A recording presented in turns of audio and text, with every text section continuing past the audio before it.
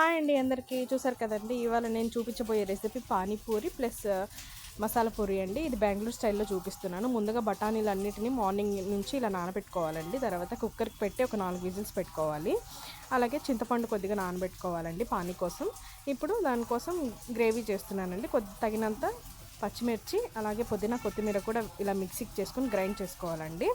ఇప్పుడు కొద్దిగా వచ్చేసి పానీలో కలుపుకుందాము ఆ పేస్ట్ని. చింతపండు రసము, పానీ కోసం చింతపండు రసం అండి.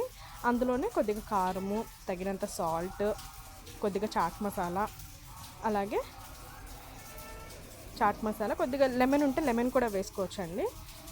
అదే ఆప్షనల్ పెట్టాను నేను. మీరు ఎంత వాటర్ కావాలంటే అంత వాటర్ కలుపుకోవచ్చు తగినంత. ఇప్పుడు ఉడకబెట్టిన బఠానీల్లో కొద్దిగా మిక్సీకి వేసుకొని కొద్దిగా పక్కన పెట్టుకుంటున్నానండి. చూసారు కదా, ఇవైతే పక్కన పెట్టుకున్నాను. కొద్దిగా మిక్సీకి గ్రైండ్ చేసుకోవాలండి. ఈ విధంగా గ్రైండ్ చేసుకుంటే సరిపోతుంది. మనం ఇప్పుడు కడాయిలో కొద్దిగా ఆయిల్ వేసుకొని మసాలా ప్రిపేర్ చేస్తున్నానండి నేను.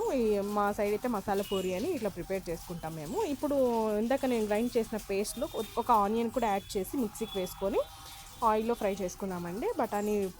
బఠానీ పేస్ట్ కూడా ఇందులో వేసుకొని పచ్చివాసన పోయే వరకు బాగా కలుపుకోవాలి. ఇప్పుడు మిగిలిన బఠానీలు కూడా వాటర్తో సహా అందులోనే వేసి బాగా కలుపుకోవాలండి. దాంట్లోనే తగినంత ఉప్పు, కొద్దిగా చాట్ మసాలా, అలాగే కొద్దిగా పసుపు, తగినంత కారం అండి. కారం ఎక్కువ వేసుకోకండి, మరి టేస్ట్ అంత డిఫరెంట్ అయిపోతుంది. కొద్దిగా ధనియా పౌడరు, అలాగే కొద్దిగా గరం మసాలా కూడా వేసానండి, టేస్ట్ బాగుంటుందనేసి.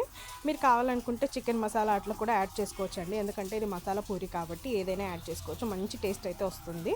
చూసారు కదా, మొత్తం ఇలా పచ్చివాసన పోయేంత వరకు బాగా చిక్కపడేంత వరకు ఉడకపెట్టుకోవాలి. చూసారు కదండి, బాగా దగ్గర పడుతుంది. మీకు కావాలంటే ఇంకొంచెం వాటర్ కూడా యాడ్ చేసుకోవచ్చు. చూసారు కదండి, నేను పూరీలు అన్నిటినీ ముందుగానే ఇలా ప్రిపేర్ చేసి పెట్టేసుకున్నానండి. మనకి రెడీమేడ్లో వస్తాయి కదా, అవి ఫ్రై చేసి పెట్టుకున్నాను. చూడండి, పానీ కూడా రెడీ అయిపోయింది. అలాగే చాప్డ్ ఆనియన్స్ అండి, ఆనియన్స్ కూడా నేను రెడీ చేసి పెట్టుకున్నాను. ఇంతేనండి, ఈజీగా సర్వ్ చేసుకోవచ్చు.